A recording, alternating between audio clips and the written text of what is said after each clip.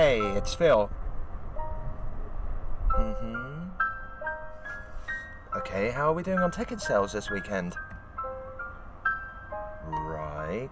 Well, the flyers went out last week, right? Okay. Yeah, no worries. There's still plenty of time. Just let me know if the ticket sales improve this weekend, okay? Okay, thanks. Thanks, bye.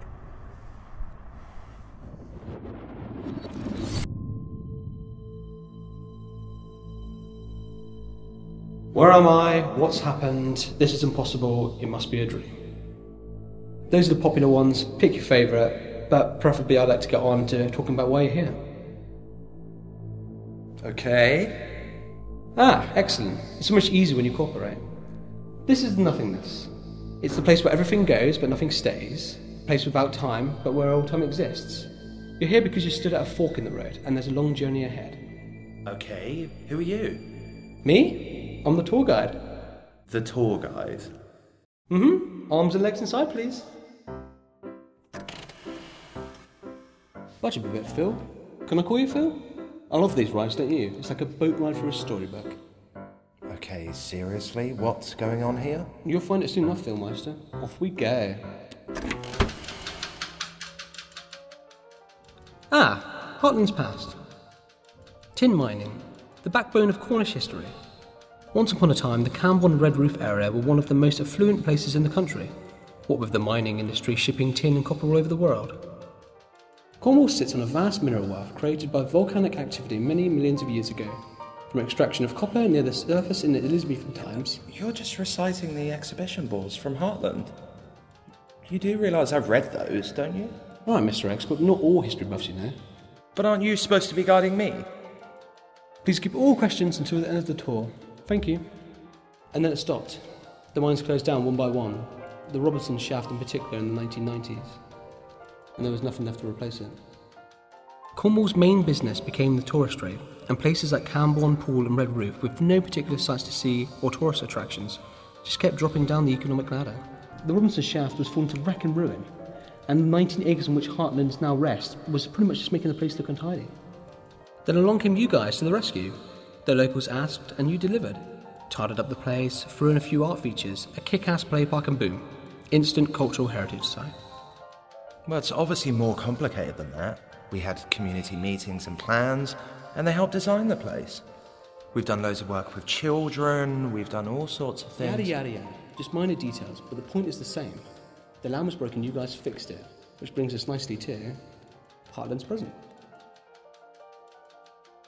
So you're going to give me a guided tour of the place I helped build?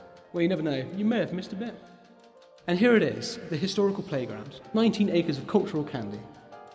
Exhibition space, play park, art sculptures, gardens, farmers market, corporate hire space, a sweet little cafe, and of course, a historical exhibition about Cornish mining. And we have community events and workshops. We provide space for different art exhibitions and festivals. We've had great feedback from the locals, and you're making us out to be some boring tourist exhibition. Mate, I haven't said a single word about the place, apart from straight up facts. But it's the way that you're saying it. There's more to it than a kids' park and a museum. Why am I even here? You're supposed to be the guide. You don't know anything about it. Okay then, enlighten me. Sum it up in one quick sentence. What is Heartlands? It's not as simple as one quick sentence. I mean, it's a cultural centre, it's a heritage. Yeah, we can all read that on the billboards, but what does cultural candy actually mean? Well, it's about art, it's about community. Yes, but what is it? It's lots of different things. Look, mate, I'm no marketing expert, but if you can't figure it out, how do you expect people to? All of these fancy billboards, and not one of them actually explains what Heartlands is. Some people go visit the place, and they still don't know what it is. You've built something with a lot of potential, but it has to function, and for that people need to know about it. Which brings us on to the last stage of this fun ride. Heartlands yet to come.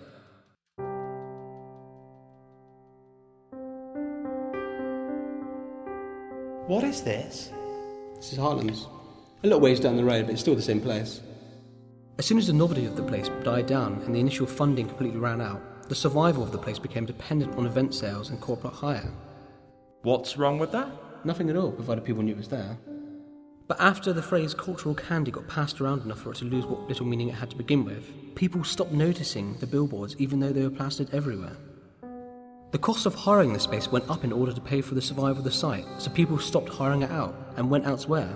But nothing happened really, a damaging amount of nothing. So there it sits, the same as it ever was. A great space, a wonderful idea with the best intentions, completely overlooked. This can't happen. This is ridiculous. You think we haven't got people planning our future down to the last detail? When the mining industry collapsed, there was nothing left for local people but tourist trade, and even that isn't as sure a bet as it used to be. They needed affordable houses and more jobs. A community project is all well and good, but if people don't know it's there, it can wither and die and become a complete waste of money that could have gone towards something more beneficial for the area. I don't believe it. This can't be the future. Yes, it can. That's the whole point. Why did you tell me all of this? Why didn't you just tell me it was going to fail at the start? This is the vision of Heartlands yet to come. It hasn't happened yet. It's just one future out of an infinite number of futures. So this might not happen then? Well, that's up to you. The ball's in your court now, mate. Game on.